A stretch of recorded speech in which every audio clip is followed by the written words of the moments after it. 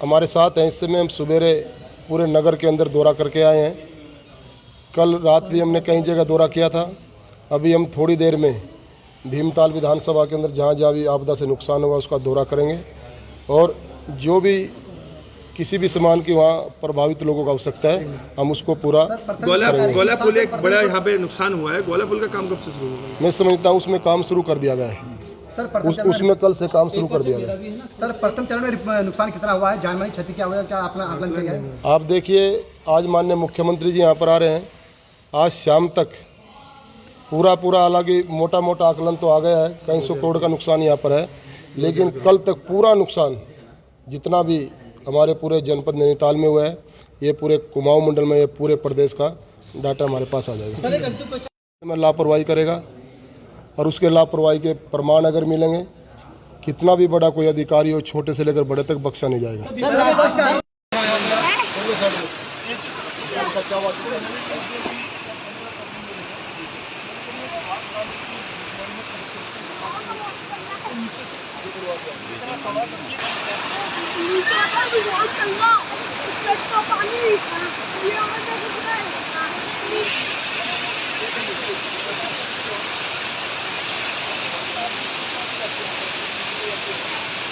लोग आए थे, साहब भी आए थे। इसको आप ले सकते हैं, आप ये रिपोर्ट आपकी आई है, प्लम ब्लॉक पूरे नीचे आप करो डाल दीजिए इसका नीचे कर नहीं आप डाल दीजिए। सर्वे करने के लिए कलसिया में आना है, आना है, उनको दिखाना है, उनको ले आओ। ये सारे ये तो ये आगे ये बता हमें दिक्कत नहीं कितना बड़ा है।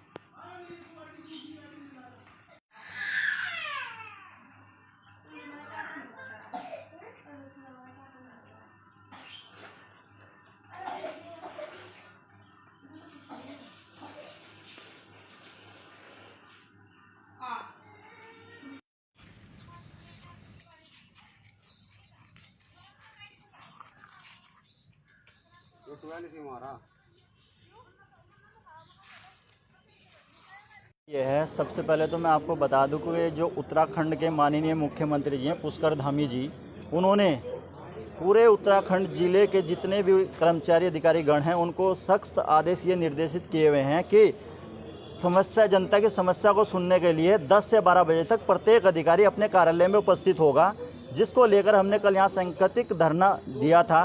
और आज हमें वार्ता के लिए उन्होंने एसडीएम साहब ने वार्ता के लिए आश्वासन दिया था कि वार्ता कराकर एसओसी से और यहाँ 10 से 12 तक ये अपने कार्यालय में जनता की समस्या सुनने के लिए बैठेंगे।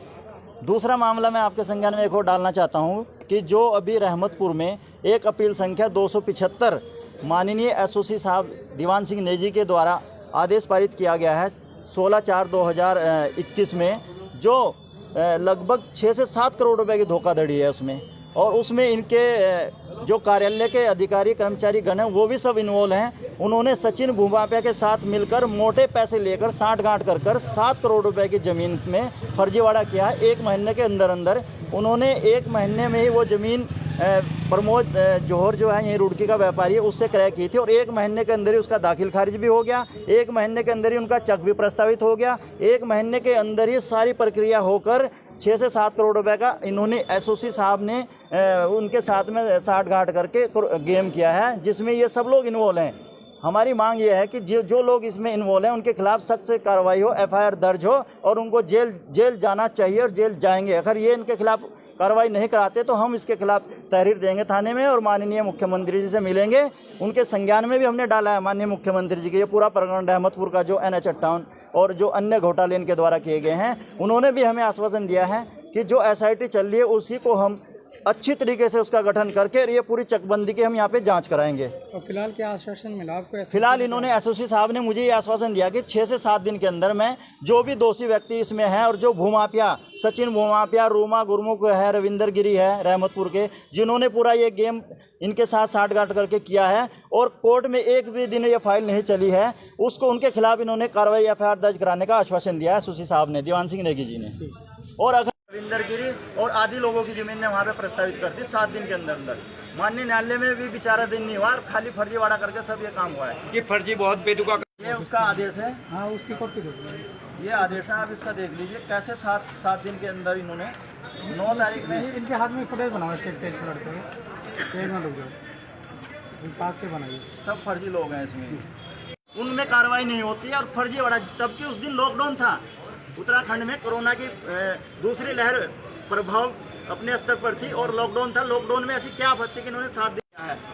अच्छा, उसमें जमीन जो इसके नाम की थी वो कुछ बंजर जमीन भी थी? हाँ, ग्राम सभा की, टोटल ग्राम सभा की जमीन थी 7 करोड़ रुपए की, जो हाईवे में NH में जो एक्वायर हुई है। दीवान सिंह ने क्या नंबर दी? गेट बंद करके मीटिंग चल रही करते हैं तो उसके बाद हम इनके खिलाफ धरना प्रदर्शन करेंगे, आंदोलन करेंगे। जो पीड़ित किसान हैं उनको सबको साथ लेकर यहाँ पे हम इनको बैठने नहीं देंगे। ये मेरी कड़ी चेतावनी है और माननीय मुख्यमंत्री जी के संज्ञान में भी ये मामला पहले से है और लाया जाएगा दोबारा से। 16/4/2021 को इसमें आदेश पारित करते हैं मात्र 7 दिन में। नेगी जी ने ऐसी क्या स्थिति थी कि अन्य यहाँ पे केस विचाराधीन है जिसमें 10-10 साल 15-15 साल ये सब पास दिखा ना बाईपास ऐसे गया ऐसे भाई बाबू अन्ना ली थी तुम्हारा बताओ।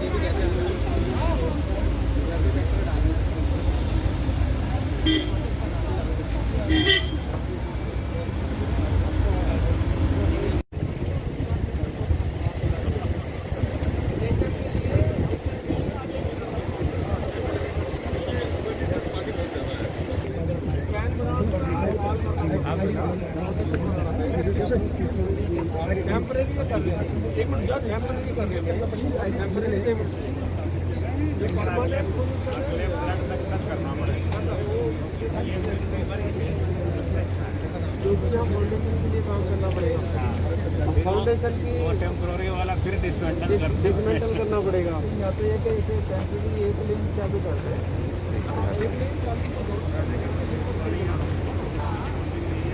अब प्रिंटअप करके लाना पड़ेगा।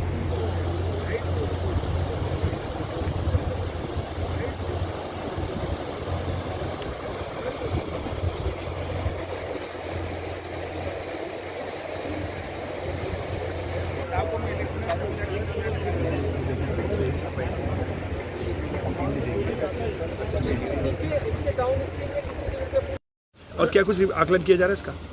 देखिए, ये आपदा के बाद है जो हमारा स्टेट गवर्नमेंट की तरफ से हमेशा सेंट्रल गवर्नमेंट के सपोर्ट का एक रिक्वेस्ट जाता है। सो सेंट्रल गवर्नमेंट की तरफ से एक इंटर मिनिस्ट्रियल सेंटर टीम है वो है कल से हमारा आपदा प्रभावित क्षेत्रों को दौरा कर रहे हैं। कल चारधाम रोड को पूरा इन्होंने निरीक्षण किया है और पिथौरागढ़ रात को गए थे, वहाँ विलेज रोड से नेशनल हाईवे से जो भी डैमेजेस हुआ उसको आंकलन किया है। फिर सुबह से हम लोग रामगढ़ एरिया में भी आकर वहाँ कुछ प्रभावित इलाका था उसको देखा है। फिर अभी आकर डिस्ट्रिक्ट एडमिनिस्ट्रेशन नैनीताल की तरफ से पूरा प्रेजेंटेशन उनके सामने किया गया है और कुछ फील्ड विजिट में भी एक गोला पार ब्रिज है हमारा, उसका पोल का डैमेज है उसको दिखाया है। आगे भी हम लेके जा रहे हैं। नहीं वो तो देखिए स्टेट गवर्नमेंट अपना प्रेजेंटेशन हम लोग बताएंगे, ये टोटल हमारा इतना डैमेजेस है उसके रिकंस्ट्रक्शन के लिए और रिपेयर के लिए इतना हमको पैसे के लिए ज़रूरत है, बजट के लिए ज़रूरत है करेंगे, वो करेंगे। इसके बाद हम लोग असेसमेंट कर रहे हैं। इट इज़ अभी तक किस तरह की टीम ने पूरा विजिट किया है और क्या हालात वही तो मैंने बताया अभी तक। ठीक है, थैंक यू।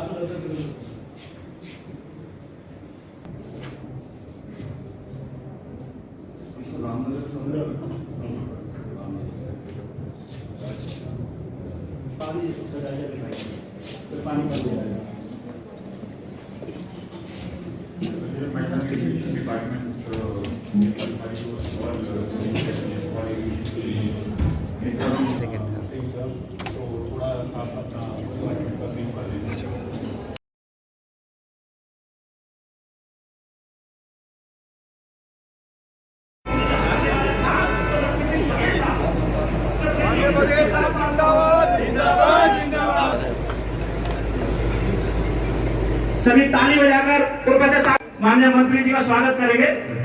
तालियों के साथ साथियों स्वागत। पक्के मंत्री जी हमारा पूरा जो ट्रस्ट का संदेश दिल्ली से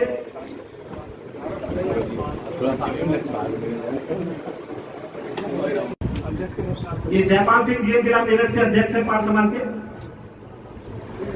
ये जयप्रकाश जी हैं मंडावी दिल्ली से सर। ये भी हमारे संरक्षक मंडल से श्री सुरेंद्र प्रधान।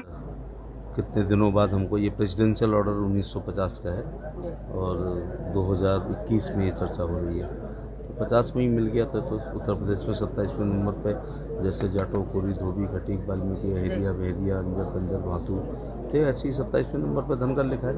लेकिन चौथी पीढ़ी जाकर के अब डिमांड कर रही है कि हमारे प्रमाण पत्र बने, तो वो है कई वैधानिक है, लेकिन सभी लोग इसमें प्रयासरत हैं। उत्तर प्रदेश सरकार ने एक शासनादेश भी किया, अदालतों में भी लिटिगेशन चल रहे हैं, तो सभी लोग चाहते हैं, हम लोग भी प्रयासरत हैं कि ये समस्या हल हो। हमें एससी का सर्टिफिकेट पूरे भारत के अंदर चाहिए, जो कि धनगर के नाम से कुछ राज्यों में दिया जा रहा है।